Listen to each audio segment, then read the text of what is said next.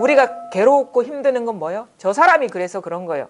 왜 내 뜻대로 저 사람이 행동해 주지 않지? 아니에요. 내 뜻이 곧 그의 뜻이고 그의 뜻이 나의 뜻인 거예요. 왜? 그 사람의 뜻은 없어. 나의 뜻밖에 없는 거야. 나의 뜻은 이렇고 저의 뜻은 저렇기 때문에 문제가 되는 거야 라는 자기 생각에 속는 거예요. 한 생각이 일어나서 그 분열된 내용 때문에 우리가 괴로움을 받는 게, 그걸 잘 봐야 돼요. 그러면 남이 생각이 없고 남이 게 없어져 버리면 고통받지 않아. 이상해요. 그건 이상해. 설명할 수 없는 변화예요. 하나가 돼버리면 거기엔 고통이 없어요. 근데 하나가 안 되기 때문에, 스스로가 분명하지 않기 때문에, 내가 너무도 강하게 있기 때문에 남이 강하게 있는 것처럼 느껴지는 거예요. 왜냐하면 나라는 것이 생각이거든요. 나라는 것이 여전히 나는 내가 있는 것 같아, 내가 장애가 되는 게 같아 하는 느낌이 든다면 그거는 내가 있는 게 아니라 내가 있다라는 미세하면서 미묘하면서 집요하면서 고질적인 그 생각에 금방금방 갇힌다는 얘기예요. 그러면 내가 있으면요, 나만 있는 게 아니에요. 남이 같이 있어 버리는, 우리가 분리가 탁 생겨버리거든요. 그러면 거기서부터 투쟁이 시작되는 거예요. 근데 그래서 무아가 돼야 된다 하는 말이 그래요. 무아가 돼야 된다가 아니라 원래 무아예요. 원래 무아라는 거를 스스로 잘 보라 이거예요. 나라는 거는 관념이라는 걸 잘 보라 이거예요. 우리가 애기들 태어날 때부터 내가 안 됩니다. 생각이 성숙하면서 내가 됩니다.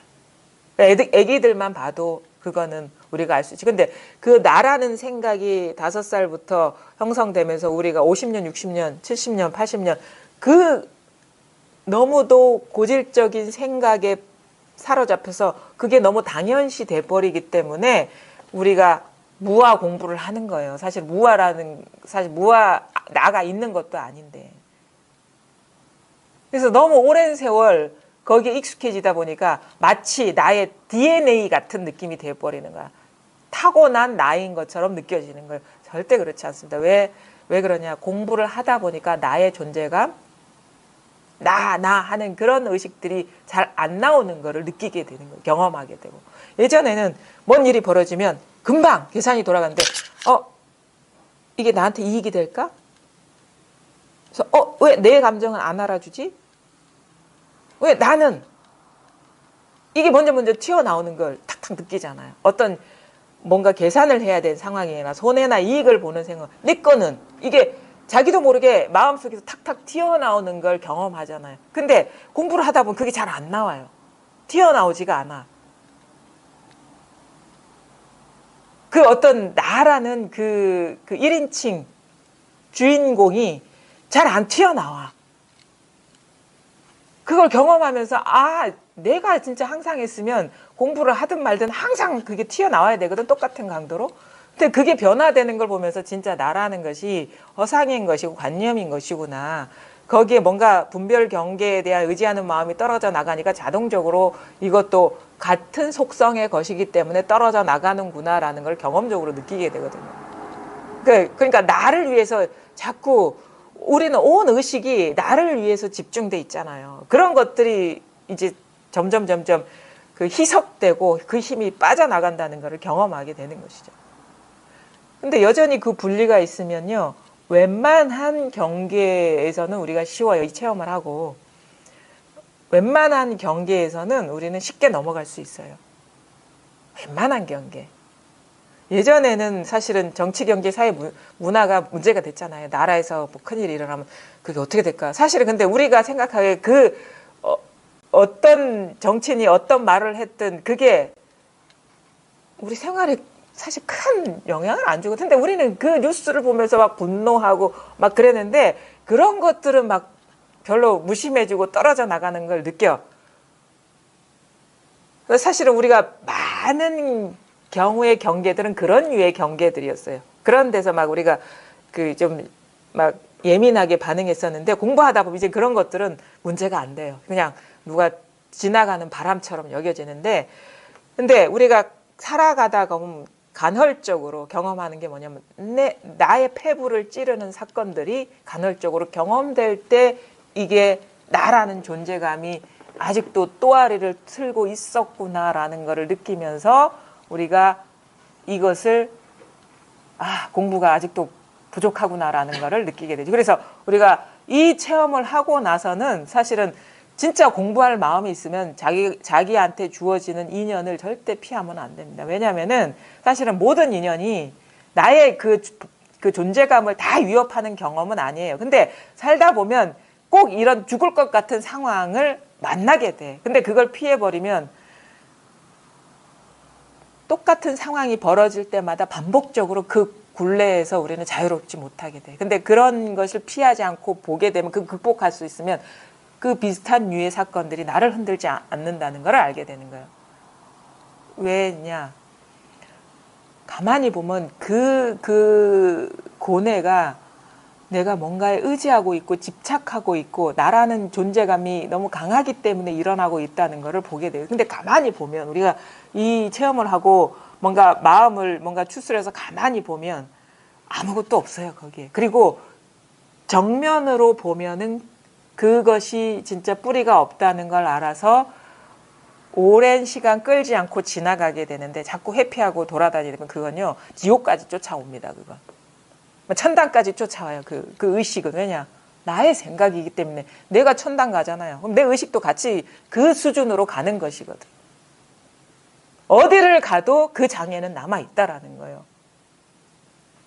그래서 우리가 피할 곳이 절대 없다라는 거예요. 피할 곳이 없어요. 바로 지금, 그러니까 우리 공부 그러잖아요. 번뇌는 어디서 느낍니까? 산속에서 느낍니까? 사람 안 만날 때 느낍니까? 일상생활 지지고 볶는 데서 번뇌 느끼잖아요. 그럼 이 번뇌에서 해탈하는 것이 우리의 공부의 어떤 큰 목표 아닙니까? 그렇죠? 그럼 여기에서 힘을 발휘하지 못하는 공부는 그 쓸데없다는 거예요. 의미가 없다라는 거예요. 사실 내 현실의 고에서 벗어나려는 그 공부를 하는데 현실을 도피해서 다른 데서 일이 없는 것은 그거는 궁극적으로 내 목표가 아니잖아요. 그러니까 현실에서 정면으로 부딪혀야 된다. 물론 우리가 공부가 힘이 약할 때, 내 이 힘이 감당할 수 없을 때 진짜 막 어쩔 수가 없을 것 같을 때는 진짜 어떻게 보면 아직 내 힘이 부족하구나 해서 아직은 아니구나 싶어서 살짝 외면할 수 있어요. 근데 그것이 항상 어떻게 보면 장애라는 걸 알고 공부의 힘을 키워야 돼. 그러다가 왜냐면 또 똑같은 일을 만나거든. 그러면 그때 다시 힘을 발휘해서 이걸 뚫고 나갈 수 있는 그런 계기로 삼아야 된다는 거예요.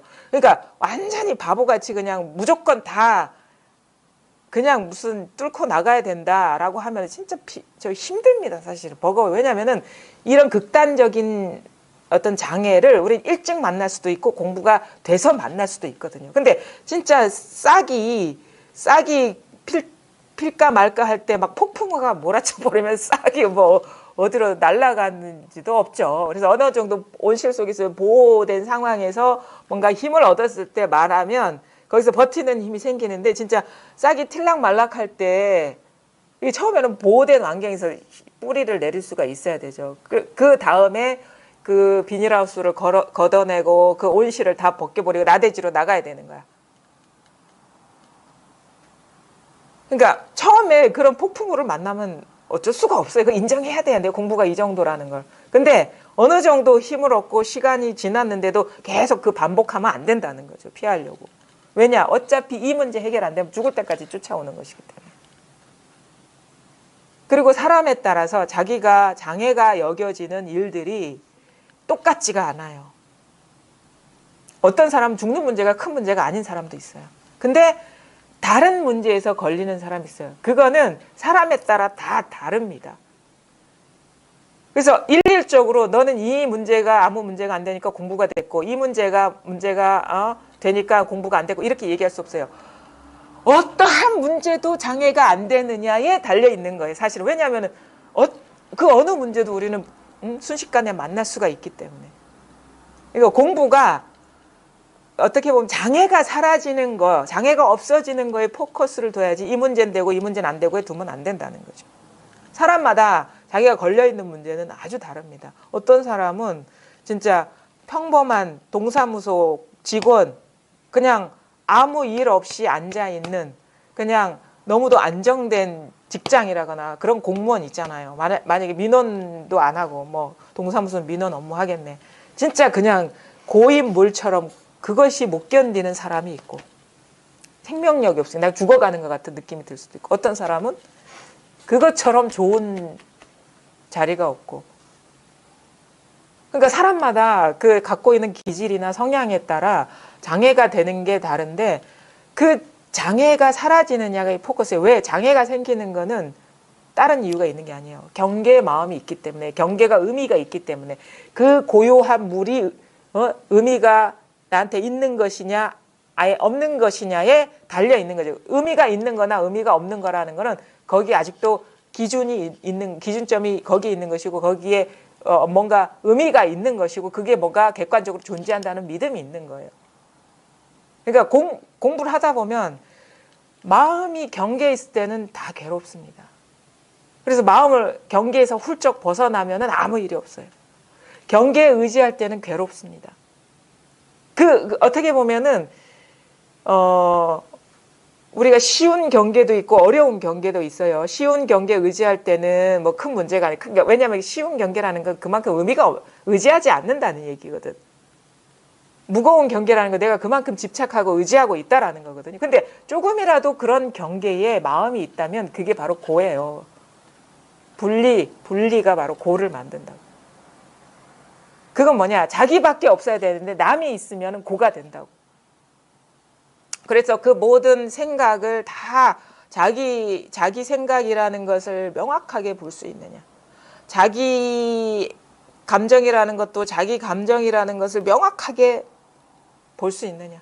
나의 그 보이는 대상이라든가 소리라든가 감각이라든가 그것이 다 나의 창조물이라는 것을 명확히 볼 수 있느냐. 그러면 그게 내가 다 하는 일이구나라는 걸 알게 되면 이상하게 변화가 오는 것이 그러한 경계에 마음이 안 가. 왜냐하면 내가 창조하는 건 자기가 스스로 알거든.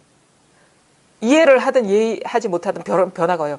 이게 헛개비구나라는 걸 알아. 남이 있고 남이 밖이 뭐가 있으면 그건 객관적인 대상처럼 우리가 사실처럼 여겨지는데 실제처럼 여겨지는데 다 나의 창조물이라는 걸 알면은 그게 환상이라는 걸 알게 돼. 공이라는 걸 우리가 체감하게 돼. 그럼 우리 그 환상과 같은 거에 의지하지 않습니다. 사람은. 기본적으로. 그럼 어떻게 돼? 마음이 생각이 일어나도 생각에 의미를 두지 않고 감정이 일어나도 감정에 머물지 않게 되고 사물이 드러나도 사물에 마음이 가지 않게 되고 소리가 일어나도 소리에 마음이 가지면 어떻게 돼요?